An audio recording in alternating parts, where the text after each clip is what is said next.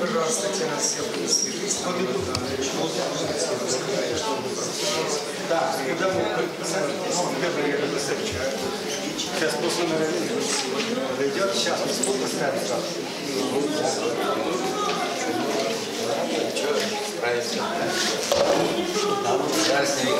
Так, микрофон, где микрофон?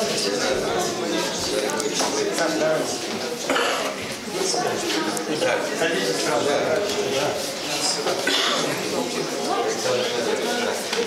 Так, ребята, быстрее, быстрее, быстрее, мы начинаем. Вы же люди военные. Полз номер 1, казалось бы, да? Все, давайте, давайте. Так, уважаемые женщины, может быть, мы сюда перекликнемся после 19:60. Они вам закроют. Все, давайте сюда, в первые ряды. Вот, проходите сюда, пожалуйста. Они постели между собой. Ну, пожалуйста. Ну, будьте любезны, пожалуйста. Давайте вот это. Это ряд вообще свободный. Они закроют вам все. Пусть садятся. Ну, давайте, ребята, садитесь сюда. Садитесь туда, ровно те. Свободные места занимайтесь. Так. Вот сюда. Вот. Там еще несколько мест. Здесь, уважаемые взрослые, уважаемые ребята. А взрослые это у нас особо уважаемые люди, потому что это учителя. Мы знаем, что без учителей нет у нас ни героев Советского Союза, ни других орденоносцев. Поэтому мы даже эту тему даже еще не поднимали. Мы даже не знаем, благодаря каким учителям наши воины стали героями Советского Союза, полными кавалерами ордена славы. Так что здесь у нас есть что сказать, есть о чем говорить. И сегодня наша встреча называется непривычно уже. То есть несколько, я считаю, затертая фраза «урок мужества». Мы должны, урок мужества ограничивает пространство и размышлений. Я считаю, что мы должны проводить уроки воинской славы. Сегодня мы проводим урок воинской славы ежевчане в боях за Родину. А воинская слава включает в себя мужество, отвагу, храбрость, доблесть и все другие качества воинов, которые они проявили во время Великой Отечественной войны. Сегодня мы проводим встречу, и решили мы ее посвятить воинам, воинам Ижевска, сражавшимся на фронтах Великой Отечественной войны и награжденных орденами и званиями Героев Советского Союза. И сегодня в нашем зале находится один из героев Великой Отечественной войны, ветеран, вот для нас герой войны, ветеран Виктор Алексеевич Попов, кавалер ордена Отечественной войны 1 и 2 степени, ордена Красной Звезды. Командуя минометной ротой, Виктор Алексеевич штурмовал Кёнигсберг, освобождал Чехословакию. А весной, простите, в июне 1945 года на первом параде Победы шагал по Красной площади в торжественном строю. Давайте мы поприветствуем его.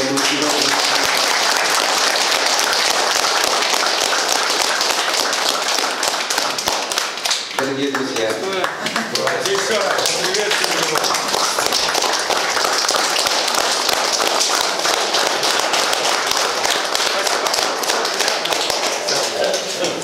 дорогие друзья, рядом с нами находится человек, благодаря которому мы узнаем ранее неизвестные подвиги наших солдат и офицеров, наших земляков. Вот уже более 23 лет он ведет исследовательскую работу и занимается патриотическим воспитанием молодежи. Пишет книги о воинской славе, о подвигах наших уроженцев. Историк, публицист, член Союза писателей России, друг нашего музея, уважаемый человек Николай Спиридонович Кузнецов. Спасибо. Да, ну мы уже второй год проводим наше мероприятие под эгидой, я не знаю, как слово это воспринимается, но в тесном сотрудничестве с городским советом ветеранов. Сам председатель ветеранов Утешев Самир Хасанович занят сразу в двух мероприятиях. А сегодня его заместитель пришел, который отвечает непосредственно за военно-патриотическую работу. Валерий Дмитриевич Красноперов. Дорогие друзья, мы рады вас приветствовать в гостеприимных стенах этого замечательного музея. Мы рады здесь видеть Виктора Алексеевича Попова. Он был участник парада 1945 года. Я от имени городского совета ветеранов, от себя лично тоже вас приветствую на этом мероприятии. Мы давно вынашивали эту мысль. Мы давно хотели собрать работников школьных музеев, чтобы нацелить их на эту работу по патриотическому воспитанию. Но вот где-то месяц назад мы включили в нашу ветеранскую семью работников педагогического труда, ветеранов, управления образования и дошкольного образования.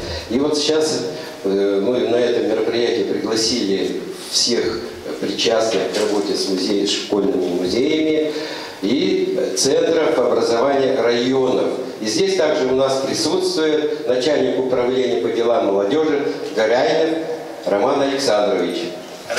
Да, ну тут первая работа. Быстро тоже два слова скажу. Добрый день, уважаемые друзья. Пару слов скажу. У нас управление по делам молодежи, безусловно, есть выделенное направление, связанное с патриотикой, с патриотической работой. Активно занимается и взаимодействует с населением, с молодежью клуб по месту жительства «Патриот». Там создана музейная комната при участии нашего легендарного земляка Калашникова Михаила Тимофеевича. И что хочу сказать молодежи. Безусловно, вы поймите, история, знание истории, тем более такой, которая писана кровью, это ваш фундамент. Вот как фундамент в доме. Если фундамент сильный, дом стоит. Также и вы будете знать свою историю, будете понимать и осознавать, как она делалась, какой ценой, какими усилиями, какими победами она совершалась. Значит, от этого будет зависеть благополучие нашей Родины, нашего Ижевска, нашей России. Так что спасибо вам. Спасибо, Роман Александрович, что вы пришли. Ну, следовательно, я лично приглашал, когда сессия была, Юрия Александровича Тюрина, но он говорит, меня приглашаете? Я говорю, да, приглашаем от имени народа, общества. Как говорит наш руководитель сейчас, Бричалов, народу надо идти, от его имени надо говорить. Все, пришло время другое, поэтому спасибо, что вы пришли. Ну, Юрий Александрович, видимо, занят сегодня по завязке, да? Но вы передадите ему все наши пожелания, которые я выскажу. Ну, в первую очередь, мы, конечно, несколько слов скажем, уже Александр Федорович сказал, Виктор Алексеевич, который прошел с боями, многими боями, несколько раз был ранен, 3 боевых ордена и потом на фронте. На фронтах и еще 1 орден к 40-летию Победы. Ну и вот сколько я занимаюсь конкретно, Александр Федорович, я занимаюсь лет 15 фронтовиками. До этого я поднимал имена репрессированной интеллигенции. Я сумел выпустить 3 книги на 3 языках, удмуртском, русском и английском. Вот. Ну и, естественно, книга на английском, она посвящена столетию Кузибая Герда, чье имя носит ваш музей. Да? Я думаю, что все это будет оценено еще, и не сразу же книги оцениваются. Да? Я думаю, что это будет нормально все. Ну а Виктор Алексеевич у нас, вот все эти годы, пока я занимаюсь, он единственный, насколько я знаю, участник исторического парада Победы 24 июня 1945 года. Во-первых, он скажет, вот за что, позавчера мы выступали в лицее, в 86-м он скажет, за что кратенько по орденам своим. Конечно, они конкретно не знают, потому что наградной лист ни солдату, ни офицеру не показывается, они его и не знают, потом только узнают. Ну, естественно, он скажет, и я скажу 2 слова. Что за были участники Парада Победы? Какой был отбор? Там был отбор, по сути, одного из 10 выбирали. Сначала в войсках, потом в Подмосковье, проверяли на стойкость и прочее. А воины, победители, они несколько себе, может, и позволяли уже так, и в моральном плане, ну все же было, это же люди, да? Но он все выдержал, все критерии выдержал и прошел в составе 1-го Украинского фронта в парадном строю 10 фронтов. Это самое лучшее, это цвет нашей армии. А потом уже пошли войска на технике, вы знаете, и с собаками, и прочее, все прошли. 20, там, 20-25 прошло. А вот эти 10 тысяч самые-самые. Виктор Алексеевич, вот, пожалуйста, скажите вот об этих ваших орденах, то, что вы говорите сразу. Давайте сразу. поставим на стойку. А нет, он может он держит нормально, да. Что я удержаю?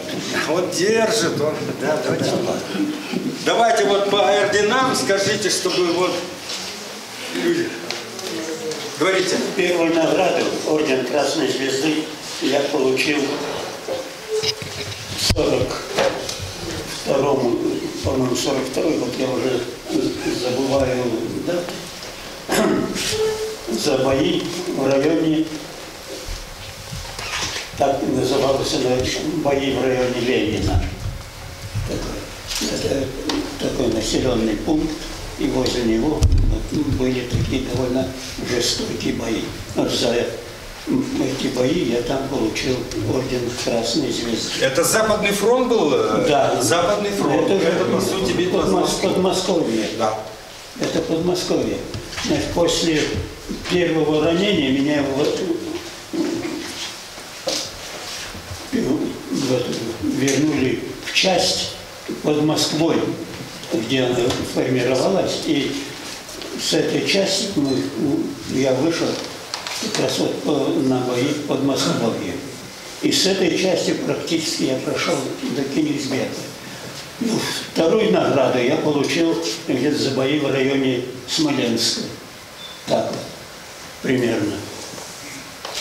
Потому что все, там же раньше где-то за деревьями бои идут, и где-то какой-то небольшой городок, так что все не запоминается. Да, это сложно. Так вот.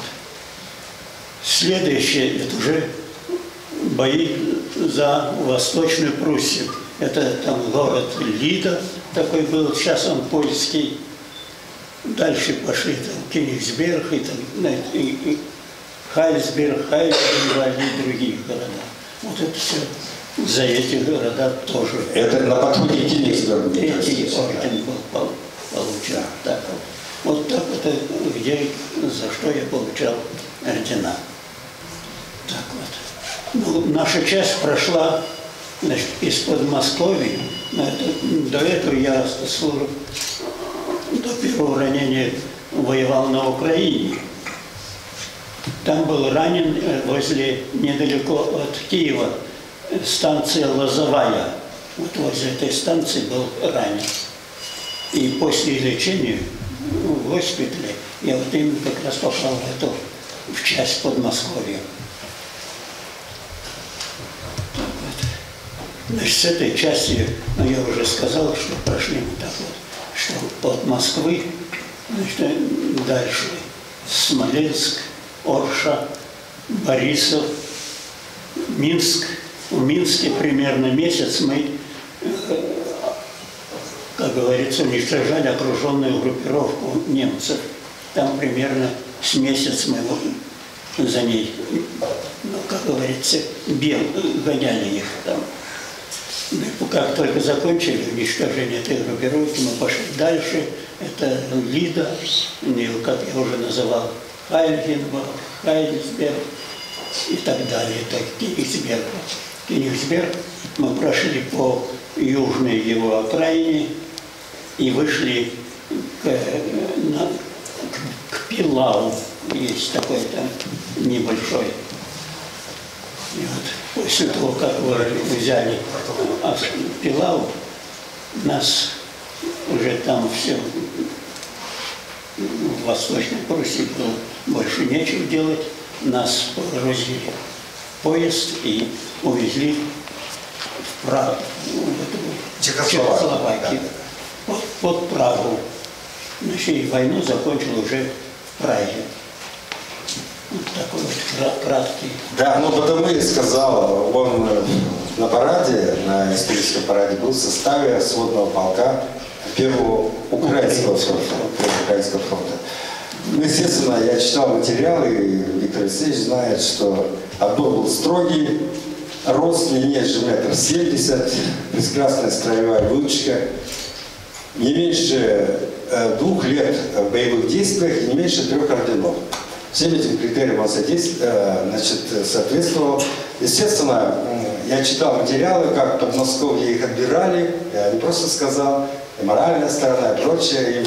Они считали, что им сейчас позволяется, они уходили, так сказать, в увольнительную и напивались, все было. Поэтому отсев шел естественный. И я читал в одном материале, был герой Советского Союза, он прошел отборы все до Москвы, но у него не получался строевой шаг. И вот он пишет, он так плакал,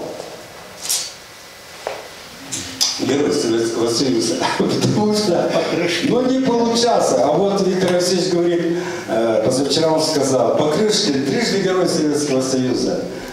Но вот ростом он меньше 1,70 м, чуть ниже даже, да? Ну и он не прошел, вот как, хотя он был на Красной площади, естественно, он не мог не быть, но он не прошел. То есть вот такие были критерии, чтобы прошагать по Красной площади. Этот парад, он на весь мир потом транслировался. Сейчас он в цвете уже, да? Поэтому я думаю, что в этом году и в последующие годы этот парад будут транслировать. Поэтому, Виктор Алексеевич, долгих лет вам жизни, чтобы мы много раз еще встречались с молодежью.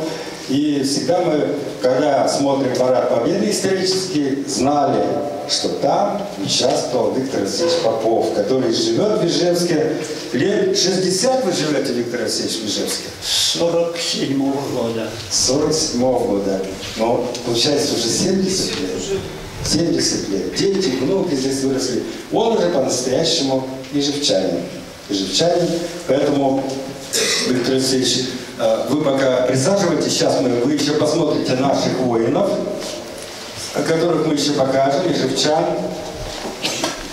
Вот, давайте, наших ижевчан. Сейчас мы покажем звездных ижевчан, звездную славу, воинскую славу нашего Ижевска. Это первое мероприятие, когда мы компактно показываем, по сути, ижевчан, по которым, кто в музее работает, учителя, они, конечно, многие знают, но, и, конечно, в первую очередь мы показываем, тут он еще полковник, Евгений Максимович Кунгурцев, единственный дважды герой. Вот, потом он стал генерал-майором, а после войны уехал жить в Бердянск. Ираида Ивановна, вы где? Ираида Ивановна, давайте два слова, потому что руководитель музея 22-й школы Ираида Ивановна Решетникова. Я вам, да, давайте сюда уж, да. Пусть вас видят и к вам будут обращаться. Еще, пожалуйста. Здравствуйте. Я прежде всего хочу поздравить, Виктор Алексеевич, вас с наступающим праздником Победы, пожелать вам здоровья, здоровья и здоровья. И пожелать всем присутствующим накануне этого праздника всего самого-самого наилучшего. Действительно, 22-я школа, ей в прошлом году исполнилось 80 лет. Это школа уникальная. Это школа, которая в этом году будет отмечать 80 лет со дня того события, когда нам было присвоено имя великого русского поэта Александра Сергеевича Пушкина. Но мы больше всего, конечно, гордимся нашими выпускниками. И среди них и Евгений Максимович Кунгурцев, единственный дважды герой Советского Союза нашей республики, и герой Советского Союза Вадим Александрович Сивков.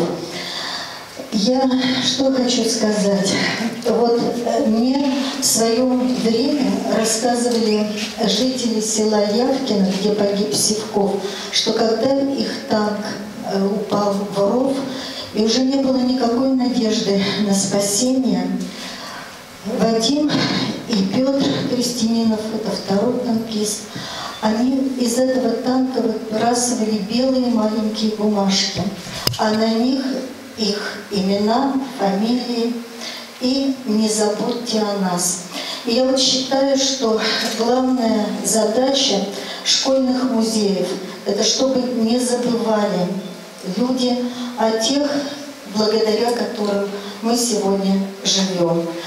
И, конечно же, наш музей, равно как и другие музеи нашего города, хранит память и уникальные экспонаты.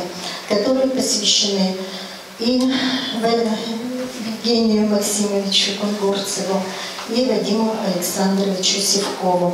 Но мы храним память также и о тех выпускниках нашей школы, которые являются гордостью нашей республики.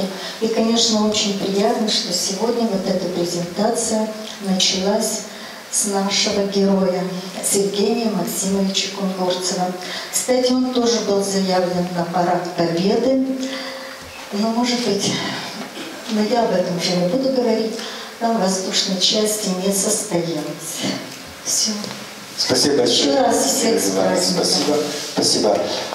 Так что я, когда Ирина Ивановна входила, вошла в здание, я сказал: ну что же, Ирина Ивановна, впереди столетие со дня рождения Кунгурцева. Время быстро летит. Но сначала еще будет юбилей Сивкова. Хорошо. А Сивков? Сивков, он у нас родился в городе Усолье Пермской области. Но поскольку его отец был военком, он работал и в Каракулино, и в Сарапуле, и в Ижевске, и вместе с отцом он переезжал из города в город, но он закончил Ижевскую школу. Поэтому он тоже нашинский. Вот он, Сивков, младший лейтенант тогда. Вот молодая фотография. И я вот когда сборники готовлю, говорю: дайте мне молодых, дайте мне людей буденов, как если они служили для войны в армии. Они же все были молодыми, они молодыми воевали, и их надо увековечивать молодыми. И у нас это, конечно, всегда удается, но в основном да. Пожалуйста, дальше мы покажем следующих наших воинов. По алфавиту. Это вот Аксенов Александр Михайлович. Он родился в Ижевске, правда, вырос не в Ижевске. У нас, пожалуй, 60% уроженцев Ижевска, героев Советского Союза, выросли в других местах. Но по рождению они ижевчане. Он первый десантник Ижевска, уроженец Ижевска, герой Советского Союза. Когда десантники собираются, более такие трезвые, размышленные, я говорю: вы герои, вы ходите, что вы все, больше никто. А первый-то был, вот он погиб в боях. Первый десантник, офицер Александр Михайлович Аксенов. Дальше следующий. Кратенько мы пройдемся. Майор Алексей Алексеевич Ахмаметьев, он тоже ижевчанин, летчик, герой Советского Союза, много орденов, в том числе орден Александра Невского. Тоже вырос, не родился в Ижевске, вырос тоже не у нас, но он нашинский, он ижевский, ижевчанин. Дальше. Вадим Анатольевич Герасимов тоже посмертно удостоен звания Героя Советского Союза. Эта фотография впервые показывается, потому что он вырос в Омске, я запрашивал Омский музей, очень просил: дайте нам другую фотографию, не ту, которая имеется в книге «Наши земляки Герои Советского Союза». Вот, ижевчанин, тоже погибший и посмертно удостоен звания Героя Советского Союза. Следующий. Генерал-майор Виктор Сергеевич Глебов. Тоже с 7 лет жил в Кирове, там он и вырос, но он наш. Это единственный ижевчанин, который стал генерал-майором во время Сталинградской битвы в 1942 году. И командиром дивизии 27-й гвардейской стрелковой от Сталинграда дошел до центра Берлина. И ему уже звание героя дали за штурм центра Берлина. После войны жил в городе Воронеже.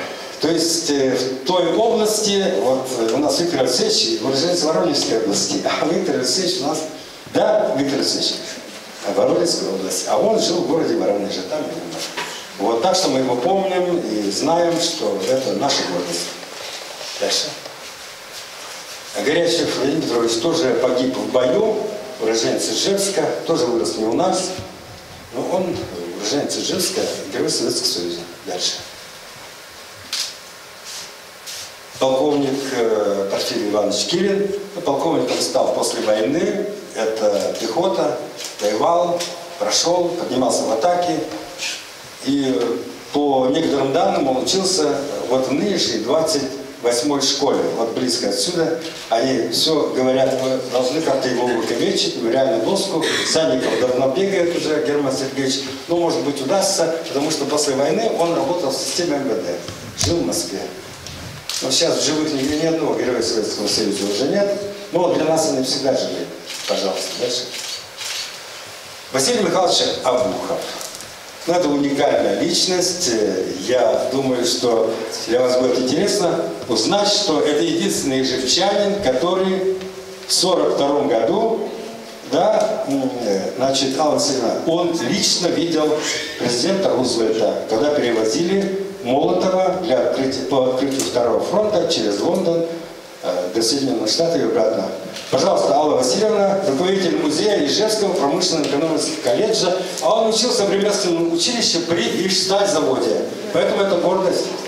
Виктор Алексеевич, я громко говорю. Виктор Алексеевич, низкий поклон вам, долголетие, и обещайте, мы обязательно должны встретиться в 73-ю весну Победы. Вот здесь же. Дорогие друзья, в 2012 году, который был объявлен годом российской истории, одна из исследовательских работ Совета музея нашего колледжа была посвящена сбору документально-информационных материалов об Обухове Василии Михайловиче, летчике авиации дальнего действия, герой Советского Союза.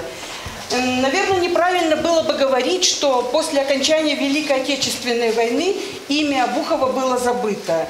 Имя Василия Михайловича Обухова внесено в книги памяти Новосибирска, Балашова, Ижевска. Ну, в принципе, все эти города могли бы считать его своим, потому что он был выпускником школы ФЗУ, который прообразом является наш современный колледж. Он был рабочим Ижсталь-завода. Он был выпускником авиационной школы города Балашова Саратовской области, и он был летчиком авиации гражданской Новосибирского отряда летчиков. Призвали Василия Михайловича Обухова в 1941 году, в феврале месяце, в армию. Но в Ижевске он прожил 21 год. К сожалению, нами найдены только во многих справочниках, энциклопедиях, википедиях несколько скупых строк, которые переписывались несколькими авторами к праздничным датам. Именно вот о пути жизни Василия Михайловича. И мы поставили задачу более подробно узнать о нем, несмотря на отрицательные ответы.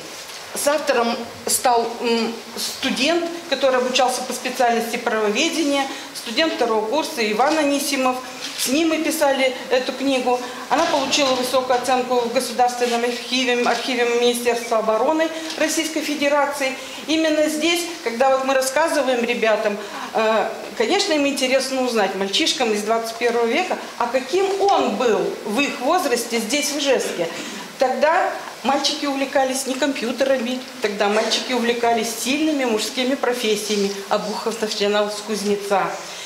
Это сегодня представление, такое кузнечное дело, это какая-то художественная ковка. А тогда молот – это большой молоток для работы с металлом. Молот как символ грома, бога Зевса. И поэтому нужно было обладать недюжинной богатырской силой, чтобы заниматься кузнечным делом. Василий Михайлович вечером работал в кузнечной мастерской на Ижсталь-заводе, а утром, днем он учился в летной школе. Тогда мальчишки 20-х годов, 30-х очень увлечены были небом. И в 1931 году Ижевск направляет его в летную авиационную Балашовскую школу. Вот оттуда он был призван в армию. Тогда, учитывая, что у него был небольшой уже опыт работы на в гражданской авиации по маршруту Москва-Иркутск, на линиях Таджикистана, ему доверяют освоение новых боевых самолетов. Именно на одном из них, Ил-4, он совершил первый свой боевой вылет на второе утро Великой Отечественной войны, 23 июня. А уже в июле, через месяц, о нем заговорили как о смелом, мужественном, находчивом летчике с исключительным самообладанием. Через 4 месяца после начала Великой Отечественной Василий Михайлович Обухов был награжден первой правительственной наградой – орденом Красного Знамени.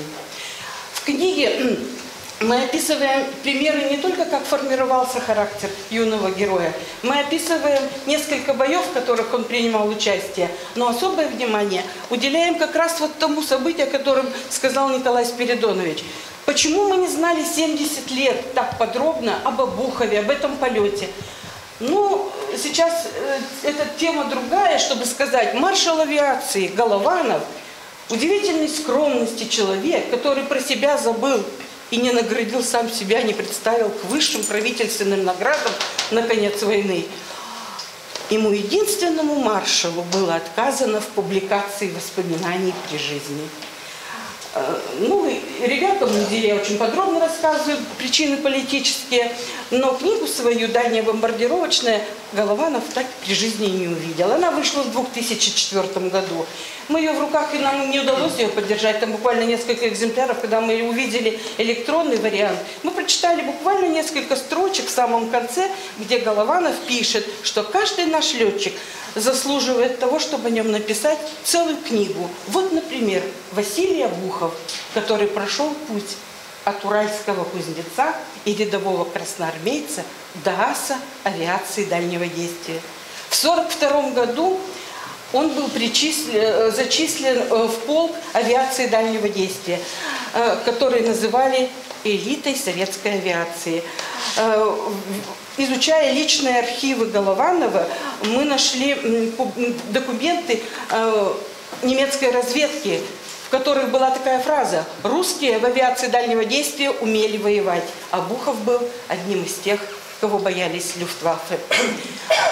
Василий Михайлович совершил 156 боевых вылетов на стратегические объекты, на бомбардировку стратегических объектов в глубоком тылу противника. Таких бомбардировщиков, на котором он воевал, П-8, они изготавливались в Казани в то время, их не было в мире.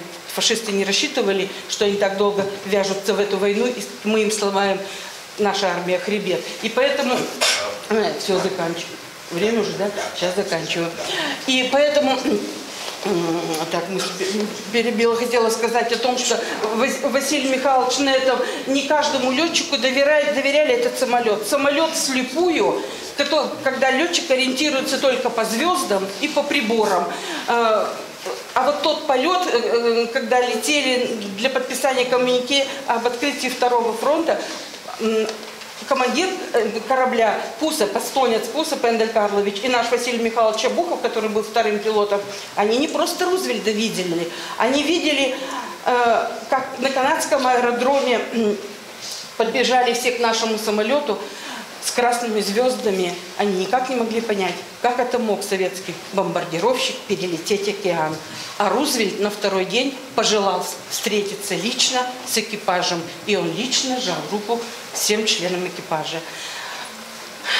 Ребята настолько проникаются рассказом о Василии Михайловиче, у кого жизнь начиналась с нашего края, с Удмуртии, что когда я предложила им, говорю, давайте мы эту книгу дополним интересным видеороликом.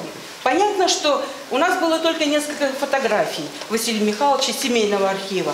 И нам нужно было просмотреть километры пленки и документальных фильмов, чтобы воссоздать именно авиацию дальнего действия. Это же темные эти кадры. Но вот то, что у нас получилось, у нас сейчас будет возможность эти 5 минут посмотреть. В заключение просто хочу сказать, автор видеоролика Егор Ичитовкин, он учился тогда на 3-м курсе, в прошлом году закончил Санкт-Петербургский государственный университет авиакосмического приборостроения. Сегодня он служит в морском флоте, в научной роте, которая была организована буквально года 3 назад, куда принимают ребят только с высшим образованием, берут и с 2 высшими образованиями.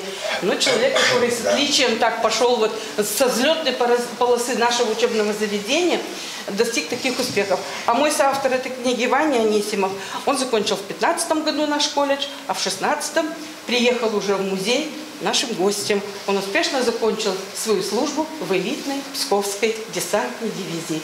И пошел в звание младшего сержанта. Спасибо, Василий. Я хочу единственное сказать, а почему мы уделили больше внимания, потому что на фоне сегодняшних отношений с Соединенными Штатами, когда битва была с фашизмом, смотрите, Рузвельт, который самый-самый почитаемый до сих пор, да, ну вот мы-то помним историю, мы уважаем и ценим наших.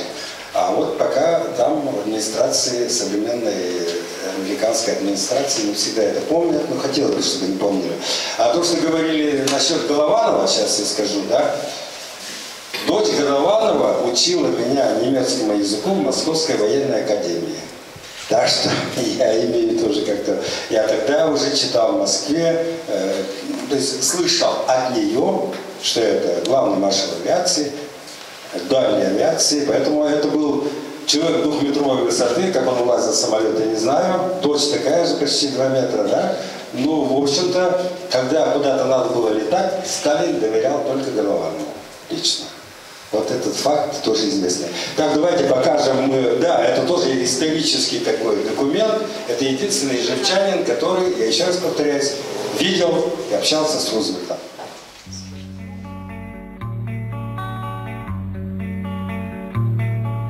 Когда вы песни на земле поете, тихонечко вам небо подпоет. Погибшие за Родину в полете, мы вечно продолжаем наш полет.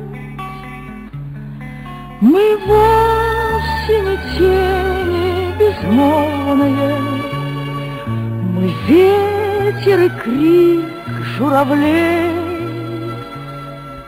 Погибшие в небе за Родину становится небом над ней. Мы дышим, согревая птичьи гнезда, баюкаем детей в полночный час. Вам кажется, что с неба смотрят звезды, а это мы с небес глядим на вас. Мы вовсе не тени безмолвные, мы ветер и крик журавлей. Погибшие в небе за Родину становятся небом над ней.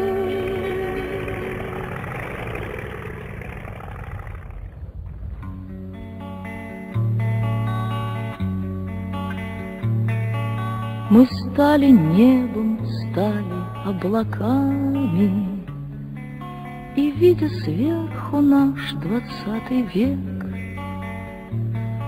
к вам тихо прикасается руками, и думаете вы, что это снег. Мы дышим, согревая птичьи гнезда, баюкаем детей в полночный час. Вам кажется, что с неба смотрят звезды, а это мы с небес глядим на вас. Мы вовсе не тени безмолвные, мы ветер и крик журавлей. Погибшие в небе за Родину становятся небом над ней.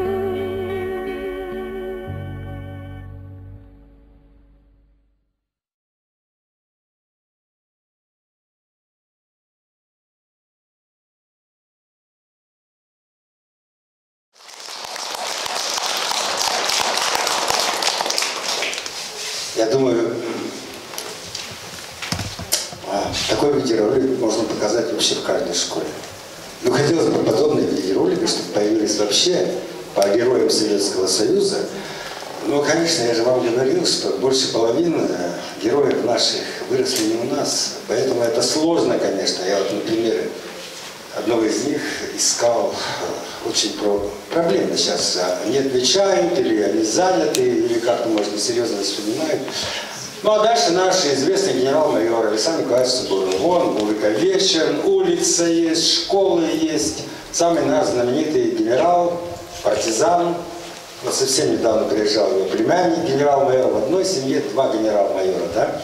Вот, и я его спросил, я говорю: Георгий Иванович, скажите, а вы в Ижевской школе учились? Да. Какой? В 30-й.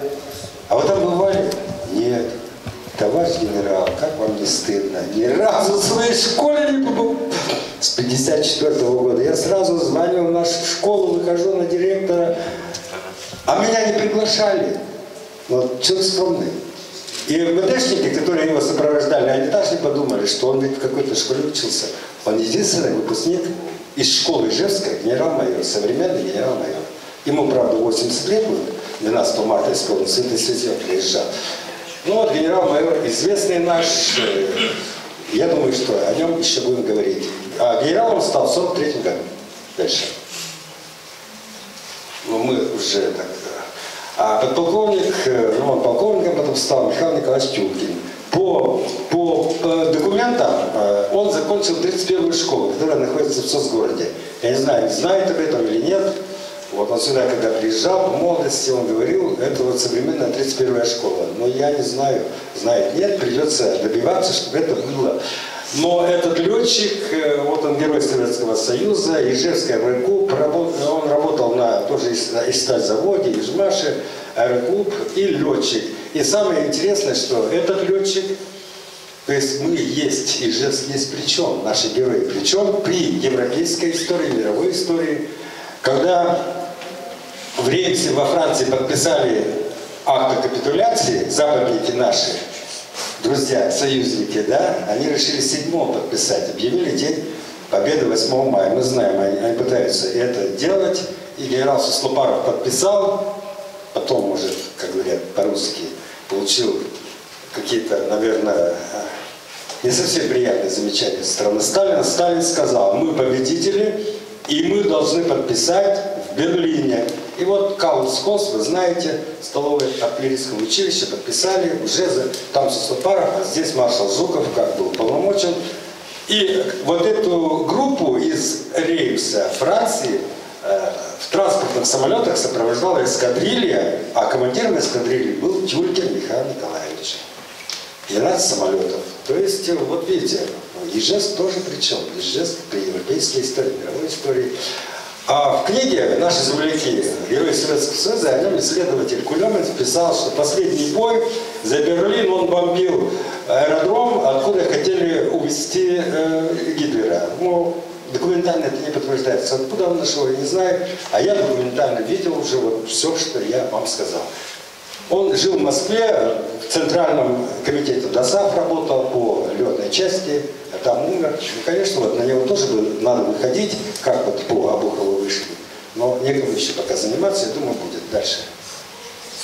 Александр Яковлевич Шамшурин, он недолго у нас жил, мы его судьбу по-настоящему не знаем, но он уроженец Ижевска, герой Советского Союза.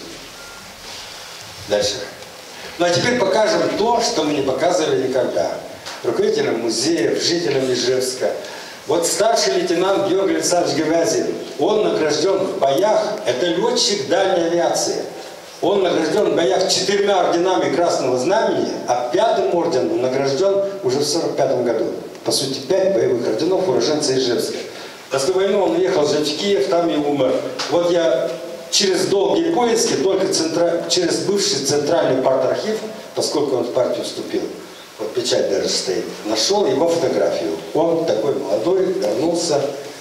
Он окончил Ижевский механотехнологический техникум. То есть это индустриальный техникум, сейчас индустриальный совместили с другим. Они даже и об этом еще не знают. То есть вот он теперь возвращается при вас, наш Гевязин Георгий Александрович. Дальше. Следующий наш воин такой же. Тоже так получилось, что когда я представлял книгу «Спасители Отечества», была на презентации Людмила Михайловна Жуковская, она в Министерстве культуры раньше работала. Говорит, вы моего отца туда включили в книгу? Да, потому что он ижевчанин, и во-вторых, у него 2 ордена Красного Знамени. Но вот она не пришла, она не может рассказывать, потому что он пришел инвалидом первой группы с фронта, он весь больной. Правда, вырастил 3 детей, все получили высшее образование. Вот я думаю, будет еще время, она как-нибудь придет, расскажет. Он окончил предучилище Ижевское, учителем работал, а после войны по состоянию здоровья, инвалид первой группы, он уже не мог этого сделать. Я думаю, что ижевчанин, которым мы можем гордиться. Дальше. Ефрейтор Михаил Николаевич Кадесников. Это выявлен единственный ижевчанин, лучший снайпер, который истребил 174 гитлеровца. И он награжден всего лишь орденом Красной Звезды. Но вот так тоже было. Так тоже было. Ну вот я даже не знаю как, то ли через газету «Столица», то, что мы говорили, да. Вот газета «Столица». А вас не было, Роман Александрович, на координационном совете? Я же при Тюрине и при Тарасеве сказал, почему координационный совет и музеи Ижевска не должны иметь страницу по патриотическому воспитанию в этой газете, которую финансирует город. Столько денег дают, и они полукоммерцию, коммерцию сделали из этой газеты. Мы не можем вот так вот относиться. Я думаю, мы будем требовать, и общественность, и глаз народа будет. Но мы не будем сразу обращаться к Бричалову, да? Давайте мы решим это на этом уровне. Пожалуйста, вот такой герой войны, лучший снайпер Ижевска. Другие есть снайперы, 30, 40, немцев 50, а это 174. Это документально, это в наградном листе следующее. А это лучший разведчик Ижевска, Лыков Александр Васильевич. Он вернулся живой, помощник командира взвода, старший сержант, помощником взвода, отдельно разведывательной роты, то есть дивизионная разведка. Вот, 5 орденов боевых на фронте, один из них орден Красного Знамени. Ну, его судьбу мы тоже не знаем. Я получал данные через Подольск, что он после войны где-то жил в деревне Старки. Запросы давал, Завьялова, никто не ответил. Ну, тоже по-настоящему никто не занимается, но как нам такого уроженца Ижевска не знать бы больше? Лучший разведчик ижевчанин. Дальше. Михаил Васильевич Смолин. Вот, он жил здесь, недалеко от Вечного огня. Здесь его семья жила. Я адрес через Подольск находил. Пытался и писать, и заходить, и просить, но никого я не нашел. У него орден Александра Невского, 1-й и 2-й степени. Орден Богдана Хмельницкого, 1-й степени, пехота. После войны работал на Ижевском механическом заводе. Там вообще о нем ничего не знает. Но он же уроженец Ижевска, наш герой войны. Дальше. Черяев Николай Степанович. Я долго добивался, в 10-й школе мы провели его столетие. Я сказал, ну что же, уважаемая 10-я школа, давайте с этого дня, 10 февраля, у вас будет свой день воинской славы. Фронтовик ижевчанин награжден 6 боевыми орденами на фронте, летчик, ночной бомбардировщик. Значит, орден Невского, Невского, Отечественной 1-й, 2-й степени, орден Ленина, орден Невского за Берлин, орден Ленина за Курскую дугу, 2 ордена Красного Знамени и последний орден справа, это орден Знак почета. Он посадил горящий самолет уже после войны, горящий самолет сумел посадить, спас, и вообще людей спас, и орден Знак почета. Поэтому я думаю, что это тоже такая же гордость Ижевска, гордость школы. Так что мы можем. Все уже у нас ожидает, тут идти, я все говорю. Так, ну, он, наверное, не так давно, Иванов Вячеслав Захарович, это выпускник монтажного техникума. Тогда он Ижевский коммунально-строительный техникум назывался, с орденом Александра Невского. Он некоторое время работал в правительстве. Но я им дал эту информацию. У них еще есть один выпускник, про этот ижевчанин, а у них есть не ижевчанин, уроженец Малокругинского района, который стал генерал-лейтенантом. Генерал-лейтенантом Мумрин Михаил Васильевич, мы его показали, а его день рождения 25 октября, я сказал, давайте вы день рождения вот такого генерал-лейтенанта с множеством орденов, в том числе орден Невского, сделайте днем воинской славы вашего учебного заведения. Они сказали, хорошее предложение. Дальше. И все, да? Да, поэтому при Романе Александровиче я хочу сказать, то, что я говорил на Координационном совете, он не слышал, не слышит. Мы имеем право, и я имею в виду, вы, школьные музеи, те, кто отвечает за патриотическую работу, то, что я предложил конкретно, Координационный совет, 40 уважаемых людей, я никого не хочу осуждать, но в общем целом разговоры обо всем, кажется, и почти ни о чем. Я сказал, первое, почему мы не конкретизируем нашу работу. Допустим, почему не должны быть дни воинской славы в каждой школе? Почему не должен выполняться федеральный закон о днях воинской славы? музей мы задаем, тон задаем, проводим все дни воинской славы, которые указаны в федеральном законе, мы это делаем.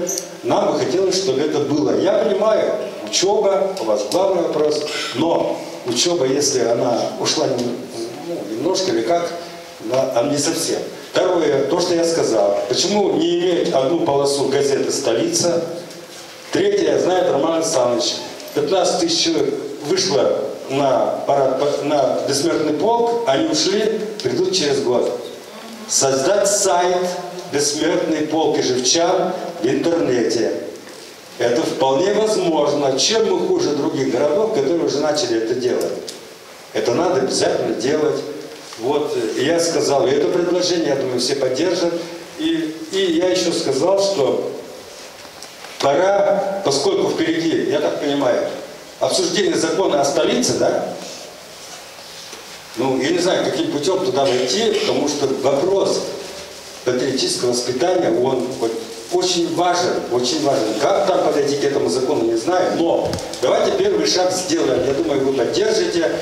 Вот вы поддержите, а мы через музей направим отдельное обращение от народа, глаз народа, глаз Божий, если надо, копию сделаем Причалову, что мы предлагаем поднять статус сквера у Вечного огня. Это я говорил Тюрину, говорил другим, что вот нынче исполняется 50 лет монументу. И в документах города до сих пор звучит монумент трудовой боевой славы. Так там уже мемориальные стелы появились, герои Советского Союза, полных кавалеров ордена славы, бюсты появились. Это элементы мемориала.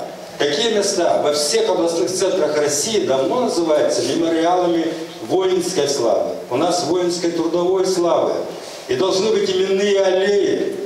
А то Ираида Ивановна слышали, наверное, нашелся один умник в Ижевске. Ему не нравится там, где стоит бюст Кунгурцева. Ничего другого он не смог. Документ увидел я в Республиканском совете ветеранов.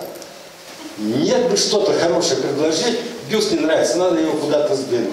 Но я не знаю, что у него там за душой. Одним словом, должны быть аллея Кунгурцева с табличкой, аллея Сабурова, аллея Меркушева, лучшего летчика Удмуртии, который жил здесь поблизости, сбил 29 самолетов противника ГВ Советского Союза.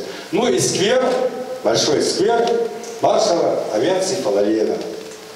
Это очень важно было бы, потому что Фалалеев единственный маршал авиации и единственный кавалер ордена почетного легиона, который ему лично де Голль вручил 9 декабря 1944 года.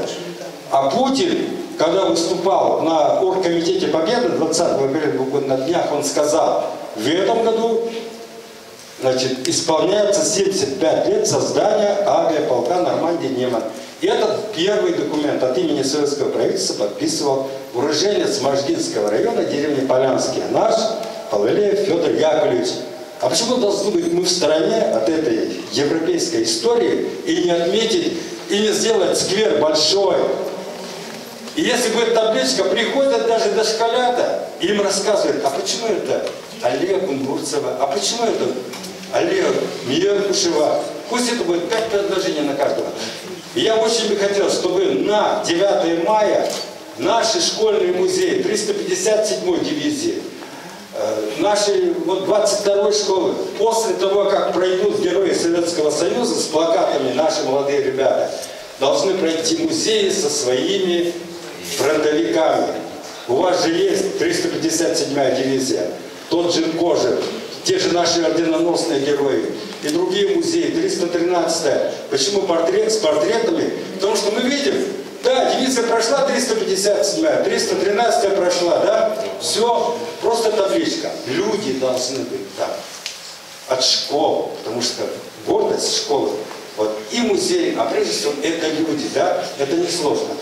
И если какие-то еще будут предложения, давайте мы и в координационный совет эту информацию дадим, и город, чтобы знал, если мы статус города поднимаем, мы должны подняться и в этом плане. Так, а в конце... да. А почему среди воинов Ижевска нет героя Советского Союза Виталия Микрюкова? Ну, я его не увидел как уроженца Ижевска. Ну как? Он не уроженец Ижевска, он со 2 класса учился в 25-й школе. Ну, мы это учим на будущее, потому что мы как-то старались больше, что, ну, Сивков уж очень много о нем говорили и писали, он, конечно, он не у нас родился. Но вот видите, я вообще бы хотел, я не просто сказал, Ираиде Ивановне, впереди столетие вот Тюркина, 18-й год, 21-й год, это Кунгурцев, да, и другие. Давайте мы столетие отмечать будем так, чтобы была конференция по-настоящему, чтобы это в память, чтобы ребята подключились к этому делу. Я это имел в виду.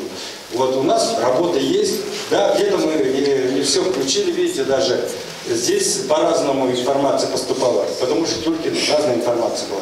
Но во всяком случае, да, ну мы вот буквально 13 апреля здесь, 12 апреля проводили мероприятие нашей дивизии Восточно-Прусской операции. В том числе 357-я дивизия, где Лямин написал 4 года в Шинеле. И 20 лет председателем Совета ветеранов этой дивизии был Кадыров Николай Михайлович. И его сын Ленар, встань, пожалуйста, Ленар Николаевич, ну вот, честно, конечно, там и так, и он нам исполнил такую песню всенародную, всемирную, всеевропейскую, которую должны слышать все народы земли. Спасибо. Спасибо вам. В завершение мы еще и послушаем.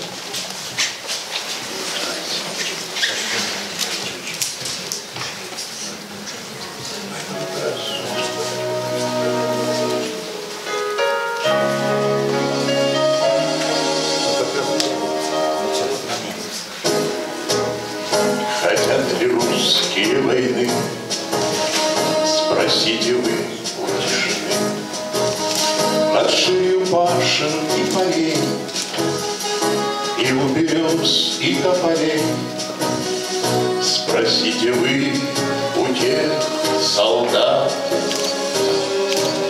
что под березами лежат, и вам ответят их сыны. Хотят ли русские, хотят ли русские, хотят ли русские войны?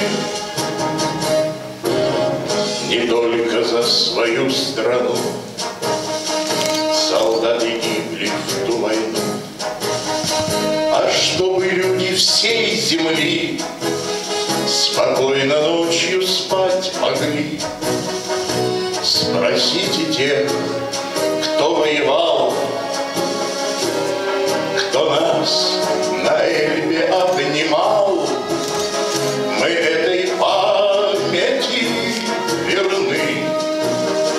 Хотят ли русские, хотят ли русские, хотят ли русские войны? Да, мы умеем воевать, но не хотим, чтобы опять солдаты падали в бою на землю горькую свою. Спросите вы у матерей, спросите у жены моей, и вы ж тогда понять должны. Хотят ли русские, хотят ли русские, хотят ли русские войны?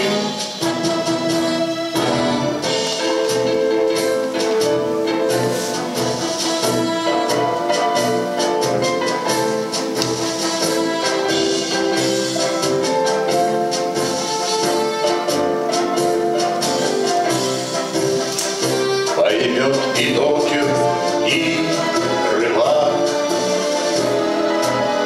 поймет рабочий и батрак, поймет народ любой страны.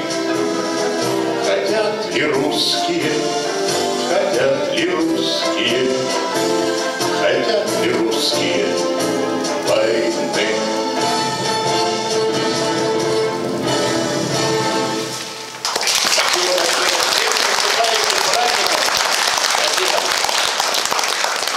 Всем спасибо, большое спасибо. Давайте мы будем и дальше встречаться. Ребята, давайте на память еще мы с Виктором Алексеевичем сфотографируемся. Такие встречи не часто бывают, и каждый миг история непобедимее и интересна. Дорогие друзья, пожалуйста, еще не уходите. Давайте мы все поблагодарим нашего героя, нашего ветерана Виктора Алексеевича Попова аплодисментами.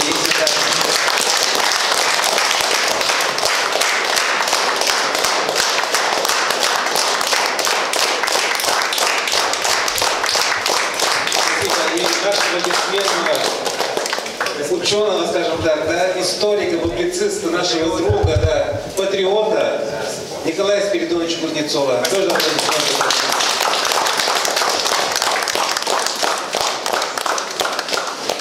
Да, ну вот музейные работники уже ушли или нет? Я сделал копию последнего интервью Михаила Тимофеевича Калашникова. И так получилось, он умер, на следующий день меня пригласили, например, на прямой эфир. И вот, ну, вот так, как центральное телевидение показывает в тот же день, я копию наградного листа его, который я нашел, вручил здесь, в музее, в День Героев Отечества. Первый раз мы здесь провели, вообще в Удмуртии, да. И вот 4 копии я сделал, я хотел музеям отдать. Я думаю, на эту тему мы еще будем говорить. Вот кому из музеев? 357-я школа Ирейна, Ванна, может, еще не ушла, нет? Вот я хотел вот это отдать. Спасибо большое. Давайте, ребята, давайте встаньте туда, кто-то сел сюда.